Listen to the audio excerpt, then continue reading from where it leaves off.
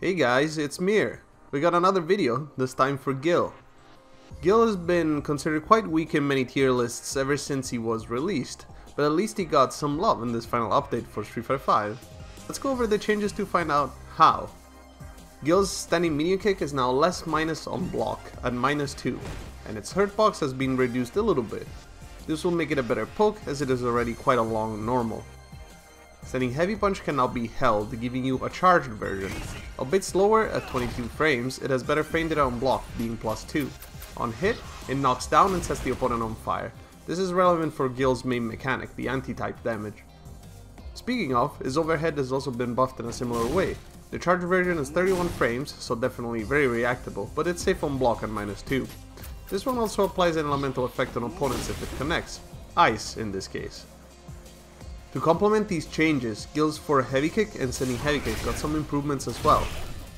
Now when triggering retribution with the opposite element, they will stun the opponent much in the same way of a spin crush counter. Both allow you to get a dash up combo if you're far, or even better damage if you're up close. Gill lacks any kind of crush counter because of his retribution mechanic, so being able to use his long range normals to score big damage in neutral will help him out a lot. Gill's crushing light kick, crushing medium kick target combo is now cancelable into super.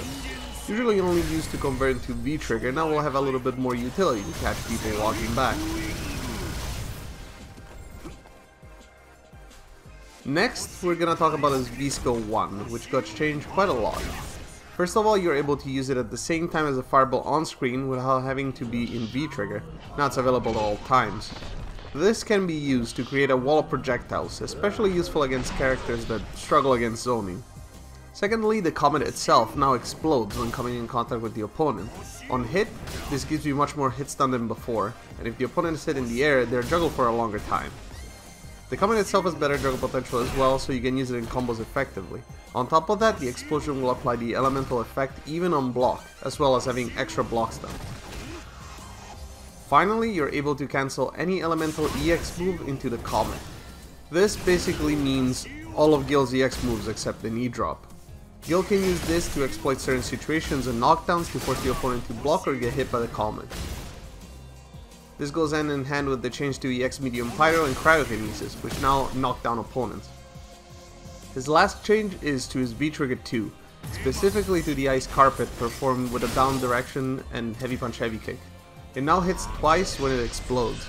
This is very effective at dealing with armors, the two hits are very close to each other. The delay freeze land still seems to be weak to V-shift however, and I'm unsure if this change affects it at all. In conclusion, Gill got some pretty nice buffs. The ability to apply anti-type damage meterlessly is very convenient, especially in matchups where you don't have good use for V-Skill 2. V-Skill 1 could be very effective now. This combined with this pseudo crush counters of his on standing heavy kick and for heavy kick could make his damage in neutral quite high. It doesn't seem that Capcom wants to buff his rushdown too much because of his retribution quirk, so having better neutral will help him play in the way he was designed more effectively. What do you guys think? Let me know in the comments. We got plenty more patch videos on the way, so make sure to stay tuned to the channel for more.